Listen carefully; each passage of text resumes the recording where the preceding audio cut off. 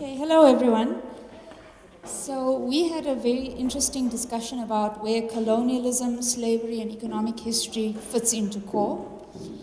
And we realized that a lot of the things on the sheet we don't know how practical it is, and we don't really know where it fits into the students' learning, but we thought we'd present what we think would benefit students in these areas, and obviously this could change or we could expand or whatever the case. So the first thing that we mentioned was it's important to talk about the choices. So feminist economics doesn't really fit into this, but it did come out in the discussion. And it's important to understand the different kinds of women that live in South Africa or even in Africa or elsewhere, and how the choices they make, depending on who they are and where they're from, influences their lives, as well as eventually their lifestyle, and ultimately the kinds of inequalities that they experience. Because the kinds of decisions that I would make as an Indian woman are obviously different from the kinds of decisions that a woman in the rural areas would make. And obviously that ultimately impacts our children and how we grow and how the generations to come are going to be affected. So that would kind of fall into a chapter on choice, but obviously just ideas. Okay, the second one would be slavery and slave trade. And there is obviously a deep link between this and institutions. But if you look at it from an African perspective, slave trade would be something that would be, so if we're talking about the African edition of core, it would take a slightly different angle as a South African edition of core. But an example that we were thinking of for this would be how to talk about the DOP system, the legacy of the DOP system in South Africa, and how that has ultimately influenced, even long after the DOP system has been abolished, it's actually still being practiced. And a lot of these smaller communities in Northern Cape, Western Cape, and Eastern Cape still suffer the consequences of the DOP system, and so do their children, and it doesn't look as though this is going to end, even though we are in a somewhat liberated space. The third point that we spoke about was actually coming up with South African little stories following South Africans, and obviously from different racial groups, to capture the kinds of people that live in the country and make economic concepts more relatable for the students. So probably, as an example, a little Indian boy, and follow how he grows up, where he's born, what happens, how he comes from an affluent family, he goes on to study medicine. Contrast it to a little Zulu boy who's also from KZN, but who has an extremely different life path. Obviously, very, very much dependent on where his parents come from, as an example. Just to make it more relatable to the students, and especially the concept of South Africa's economic history, and how that really shapes where people go. Even though apartheid is over, it is still very much present in our economy, the aftermath of it.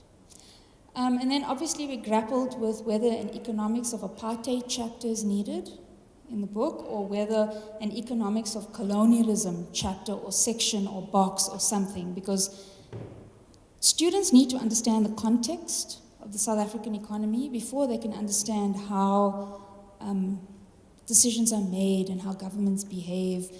We feel that sometimes in some of the texts, students are not made aware of the history. And not just South African history, even African history. So we thought that maybe bringing that in would help them to contextualize economics. And then linking to that, we also wanted to talk about somewhere, a box or a activity or a chapter, we don't know, but somewhere, talk about Africa before European influence. You could even, this is just a side note, this is not what we discussed in the group, but an interesting take would be sort of an experiment. What would Africa look like without European influence? And what would Africa look like with European influence? The economy, the way the people behave, power, politics, etc. So those were just our ideas. We don't know if they'll ever come to light anywhere, but that was what we thought. Thanks.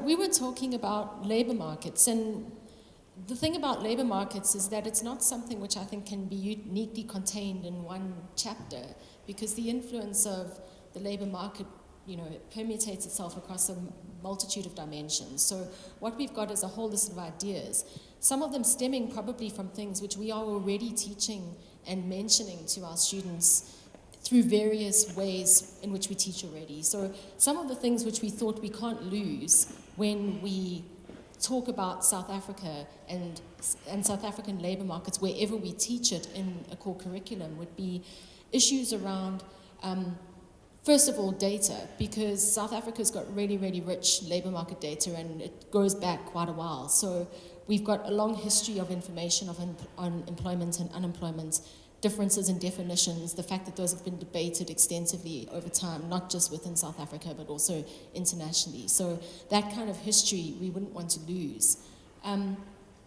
Then big kind of issues around unemployment would be youth unemployment and graduate unemployment in South Africa, which we would like to bring kind of to the fore.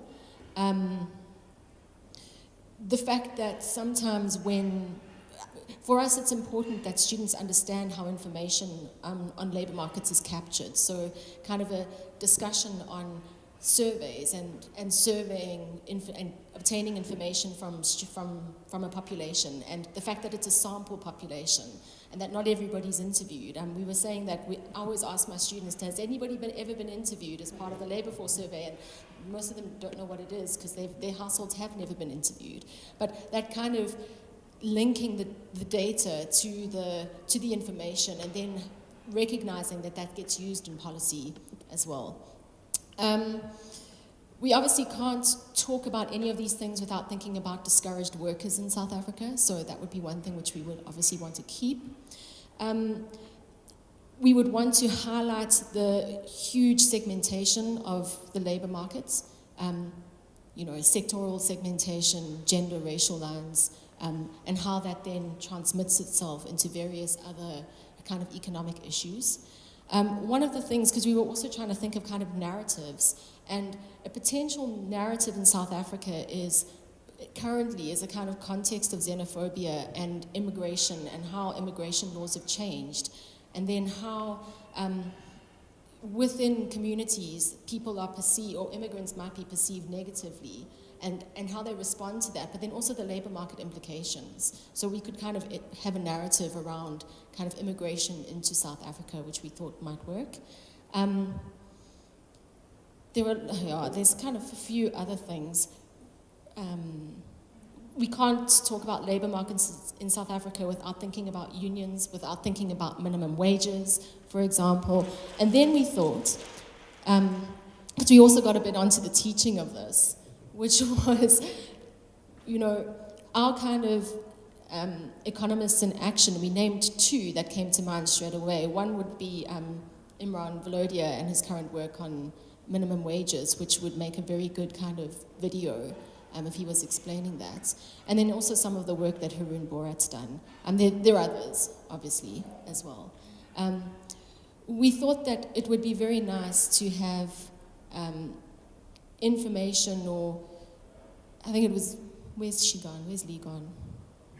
You were saying about kind of having, so one of our things was, well, maybe we should talk about the textile industry in South Africa, for example, and the fact that it almost collapsed after import tariffs were removed.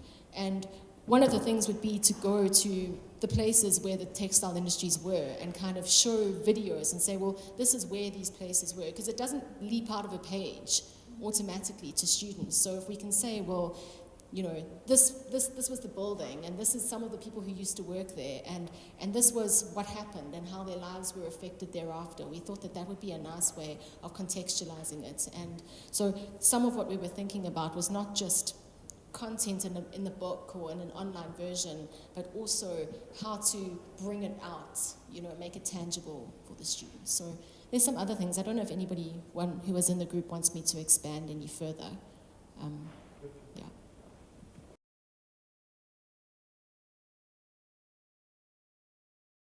group 3, we were looking at, despite the spelling, we were looking at economic policy matters, and some of the examples that we bounced around with will come through. One of the first questions was, how do you envision regional adaptation? Are you looking just at South Africa? Do we look at SADC? Do we look at the whole of Africa? What are some of the positives and negatives of that? There was a general consensus around at least SADC. It probably needs to be bigger than South Africa. There's enough commonality in SADC, enough regional influence and shared context for it to be a good boundary, a geographical boundary about looking at content. In terms of who then we would draw into the group, the question was, if we're boundarifying it based on SADC, then we need expertise that speak to regional data, regional context, history, etc., as opposed to just South Africa. In terms of South Africa's place in politics, that was one of the points raised around how we boundarify what we're teaching about. South Africa's impact on the continent is quite fraught. Our relationships regionally and in the context of the continent are a little bit tricky, and so it's important to look at that because it would really be short of the mark if we didn't. We looked at discussed Unit 22 in terms of political economy there. The question was, how do we look at government successes and failures and be able to deliver them in a way that's useful and that first-year students would understand. An example was dictatorship. So a lot of us in Africa are dealing with non-simple democracies. We sit in some kind of hybrid political space, some hybrid economic space, and so we don't operate on a binary system where decisions are neat and voters' choices are neat either. And so how does that come alive for students? The question or the example there was South Africa and the political policy spectrum. We don't just have two political parties, and what do their policies look like when voters make decisions? What is informing those decisions that's outside of just a narrow economic spectrum? We were also talking about corruption. I think the one example that was brought up there is we could look at Mushtaq Khan's work around what do you do when corruption is a real part of the way that the economy works. Can students understand what we're dealing with? We have all sorts of examples now in the form of corruption and inquests and people being brought to book. What are the implications of that? How do you measure that economically? What can we expect the future of economics to look like in the context of some of our realities? I think, Michael, you'd brought up there the literature of political settlements in Africa as a useful source of data for some of the things we could look at. Aldo, you had brought up fiscal federalism and the way that budgets really work. And so you get an allocation of funds, and in some cases, municipalities will come back and they'll say, well, we don't have enough money to complete the work that we need to do. And there's all sorts of social unrest and protest that comes as a result of that and causes economic instability. And on the other hand, in the very same country, you have municipalities that fail to spend the budgets that they were allocated, and the money goes back into the national pool. And so, in terms of public administration and how it finds reality, that was one of the questions we were looking at. Unit 13, measuring economic performance. The example here was, how do we bring alive data like national income accounts, like GDP? Are we looking at the right kind of data? Do we need to ask questions about maybe looking at things like the well-being index? And how do you make that information come alive for students?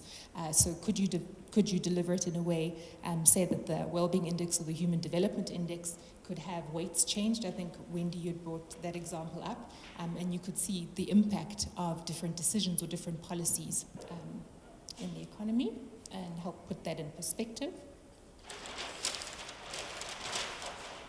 We've gone on to look at the importance of the open economy for a place like South Africa, for SADC, that really is quite important. Gilla did raise the point about what questions do we want students to be able to answer. So almost starting with the end in mind. When they walk away from the course, how do you say those particular questions were answered, and we can say that these particular models in the curriculum dealt with helping students to answer those questions. The history of industrial policy, for instance, and how that plays itself out in our current economy. there's a marked absence of data on the informal sector, speaking to that. It's a huge part of our economy and the way our economies are structured. And so how do we make that come alive for students and understand its influence?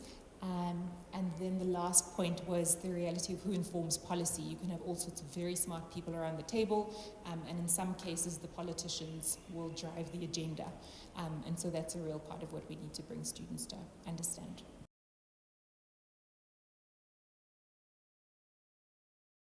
So it was a very challenging discussion, trying not to fall into the history of Africa and that kind of stuff regarding the resource one, because obviously that has shaped to what we are now. So we tried to focus on the current issue, and especially when we looked at these three topics, what came clear very quickly is that they're very interconnected. And I think core, in the sense of adds the dots everywhere, but sometimes I think the idea of us incorporating like climate change a little bit more into some of the models, especially things like in the social decision of someone being averse to just spending money or consumption because it has the effect of using a lot of plastic and that kind of stuff. So just on that note, I think we realized that we would want to include more of that in core on the South Africa perspective. And I think the relevance of it being South Africa will be a bigger discussion that we couldn't really answer, but we're very much to focus on, if we start on the climate change side, like the drought is a good example, the issue of we need to consider low carbon things, and it's not a low carbon versus nuclear, it's a low carbon, and nuclear in itself is a whole different debate that's very, very much on the forefront in South Africa. In terms of recycling and plastic use and sort of what we call the missing market. So we really do feel that some more South African case studies or some more African case studies in terms of how the missing market can be included is a big thing. How responsibility for climate change is sort of not just an African thing, but it is still a very big thing that we need to consider in our decision making of how the economy is structured in South Africa and in Africa, and transaction costs, and then just to sort of, like I said, how much these things are related was so clear. Like the SA drought, the drought we have in the Western Cape, being actually also a mismanagement of resources, and also that the demography of it having played a role in how the usage occurred, and therefore then having the effect we had, and that how that is interlinked. So that would be, for example, a very interesting case study that I think has worth in including. And then we spoke about the tragedy of the commons. In Africa we have, I think, there's some work from Ostrom that someone mentioned that I thought was very interesting, is that we have the reverse. People will take care of the resources they have a bit better because their livelihoods depend on it. So that change and interest is important. And then one other thing in terms of the demography that was relevant was in terms of the diversity of demography in South Africa is very different to the rest of Africa. Other African countries' demography is not as diverse as in South Africa. So how that plays a different role in the economic decision making or even in a political realm wasn't something we wanted to discuss, but that has a relevance also in policy, which was this one, but also policy of climate change. So climate change has to not be a side note, but actually an inclusion in the policy, especially after Nordhaus winning the Nobel Prize. It's very clear that we need to invest now to mitigate future climate change. So that brings me to that topic of intergenerational fairness that I think we haven't really, or I didn't, I think could be really worth adding in a context that is globally relevant, not just South Africa relevant. And then the natural resource accounts. So we talk about the accounts in our policy, again, national accounts versus also including natural resource accounts, and how we will create restorative measures for our natural resources that we are currently extracting, and that kind of thing is not just relevant for South Africa, but also for the rest of Africa.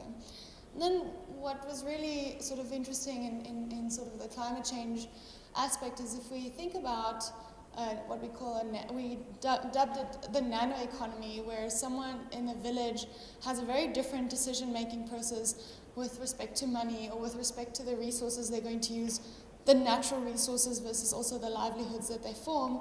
And so how that has ramifications and effects on the environment was sort of a, how are they responsible or not responsible? How do they get affected by transaction costs, such like fetching water? If it takes 4 hours of your day to fetch water in order for you to run your business in the village, you know, what implications? So that brings in the opportunity cost very nicely, which I think we can easily include. And then in terms of the adaptation to climate change and resilience that we need to consider, such as the drought now having pushed that winemaking becomes extremely expensive in the Western Cape. Now it might be geographically relocated, will have a huge impact on the demography of people living in the Western Cape for this industry, for example. And so, yeah, I've already mentioned the investment and then the whole sustainability of resources in the short run versus the long run. And again, just the intergenerational fairness, I think, was something that sort of stuck out on us. And how we're going to do this is very much still a big question, but to start somewhere is the idea here. So yeah, I think this was a great start some way.